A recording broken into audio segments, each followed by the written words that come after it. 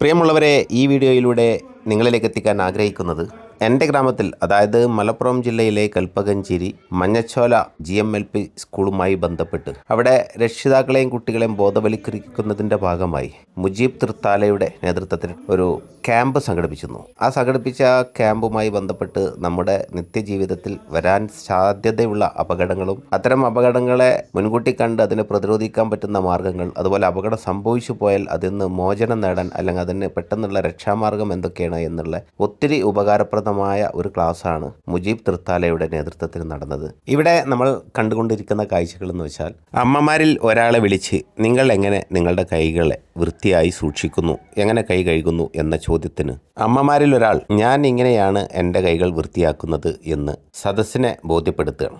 എന്നാൽ നിങ്ങൾ ചെയ്തതിൽ പോരായ്മകളുണ്ട് എന്നായിരുന്നു മുജീബ് തൃത്താലയുടെ മറുപടി.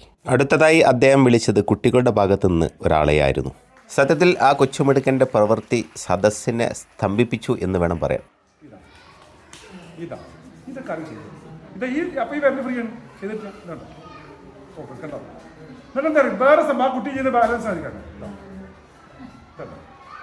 ഇത് നിങ്ങൾ ചെയ്യാത്തോളം കാര്യങ്ങൾക്ക് ഒരു അസുഖം കഴിച്ചു.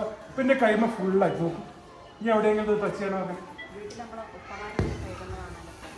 അതിനിടയിൽ നമ്മളിപ്പോൾ കണ്ടത് മുജീബ് തൃത്താല കൈ കഴുകേണ്ട യഥാർത്ഥ രൂപം സദസ്സിൽ ബോധ്യപ്പെടുത്തി കൊടുക്കുന്ന കാഴ്ചകളാണ്. മാത്രമല്ല അതൊക്കെ ഉമ്മമാരെ കൊണ്ട് പരിശീലിപ്പിക്കുന്നുണ്ട് അദ്ദേഹം. അതുപോലെ തൊട്ടു മുമ്പ് ആ കൊച്ചുമിടുക്കൻ സദസ്സിനെ പരിചയപ്പെടുത്തിയ കൈ കഴുകുന്ന ആ ഒരു രീതിയെ, അതിൽ ആ കുട്ടി കാണിച്ച ആ ഒരു പക്വതയെ ചൂണ്ടിക്കാണിക്കാനും അവനെ അഭിനന്ദിക്കാനും മറന്നുപോയില്ല എന്നുള്ളതാണ്.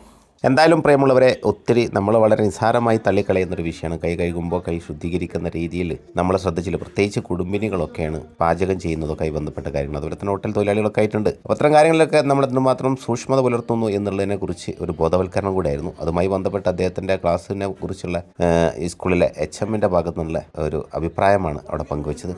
അടുത്തതായി അദ്ദേഹം പരിചയപ്പെടുത്തിയത് കറണ്ട് പിടിച്ചു കഴിഞ്ഞാൽ വീട്ടിൽ വെച്ച് നമുക്ക് അയാളെ രക്ഷപ്പെടുത്താനുള്ള മാർഗ്ഗങ്ങളിൽ ഒന്ന് പരിചയപ്പെടുത്തുകയാണ്. അതൊന്ന് കണ്ടു നോക്കാം നമുക്ക്.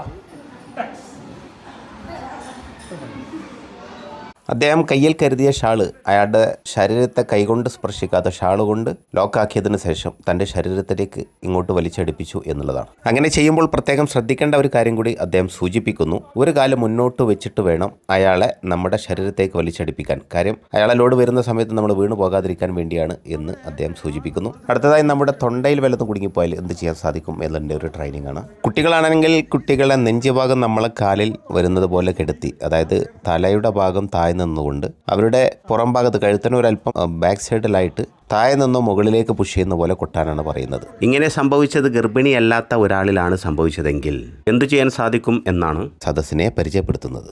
അതായത് നമ്മുടെ രണ്ട് കൈകളും ചുരുട്ടി പിടിച്ചതിന് ശേഷം വയറിന്റെ മേൽഭാഗത്ത് കൈവച്ച് പുഷ് ചെയ്യാനാണ് അദ്ദേഹം പരിചയപ്പെടുത്തുന്നത്. ഇവിടെ അവിടെ സ്കൂളിന്റെ അടുത്ത് പൈപ്പ് ഉണ്ട്.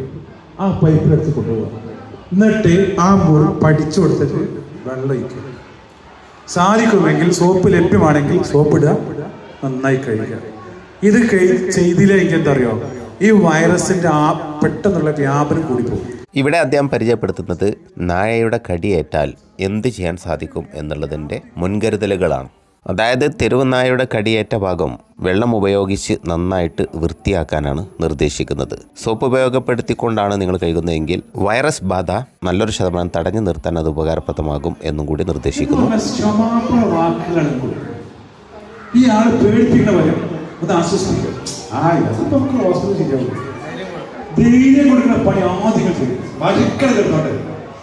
ഇത് കണ്ട വട്ടക്കൂറിയാണ്, എട്ടടി മൂർഖനാണ്, എട്ടടി ആള് മരിക്കും എന്നൊക്കെ പറഞ്ഞ പരിപാടിയില്ല. അത് ഒഴിവാക്കിയിട്ട് ആള് അത് സാന്ത്വനപ്പെടുത്തും.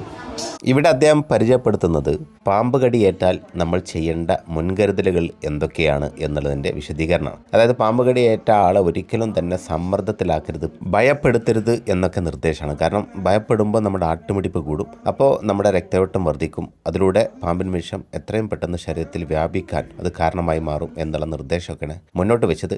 എന്നിട്ട് എത്രയും പെട്ടെന്ന് ആൻറ്റിവനം ലഭിക്കുന്ന ഹോസ്പിറ്റലുമായി സമീപിക്കുക, മറ്റുള്ള ക്ലിനിക്കിൻ്റെ സഹായം തേടാൻ ശ്രമിക്കരുത് എന്നുള്ള നിർദ്ദേശമൊക്കെയാണ് അദ്ദേഹം ഈ ക്യാമ്പിൽ രക്ഷിതാക്കളെ ഓർമ്മപ്പെടുത്തിയത്. എന്തായാലും പ്രിയമുള്ളവരെ, ഈ ക്യാമ്പിൻ്റെ ദൈർഘ്യം 1 മണിക്കൂറായിരുന്നു. അതുകൊണ്ട് തന്നെ അത് ലൈവ് കാഴ്ചകൾ നിങ്ങളിലേക്ക് എത്തിക്കാൻ സാധിച്ചിട്ടില്ല. കാരണം വീഡിയോയുടെ ലെങ്ത് കണ്ടമാനം വർദ്ധിക്കും എന്ന അടിസ്ഥാനത്തിലാണത്. അതിൻ്റെ പ്രധാന ഭാഗങ്ങളാണ് മാന്യപ്രേക്ഷകർക്ക് മുമ്പിൽ എത്തിക്കാൻ വേണ്ടി ശ്രമിച്ചത്. ഈ ക്യാമ്പിൻ്റെ തുടക്കത്തിൽ തന്നെ കുട്ടികളെ മുഴുവൻ നീന്തൽ പഠിപ്പിക്കേണ്ടതുണ്ട്. വിദ്യാഭ്യാസം നൽകുന്നവർക്ക്, ഭക്ഷണം നൽകുന്നവർക്ക്, വസ്ത്രം നൽകുന്നു. കൂട്ടത്തിൽ അവരുടെ ജീവൻ രക്ഷിക്കാനുള്ള ഒരു മാർഗ്ഗം കൂടി നന്നേ ചെറുപ്പത്തിൽ തന്നെ കുട്ടികൾക്ക് ട്രെയിൻ ചെയ്ത് കൊടുക്കണം. അതിനുള്ള സംവിധാനങ്ങളും അതിനുള്ള അവസരങ്ങളും അദ്ദേഹം ചൂണ്ടിക്കാണിക്കുന്നു.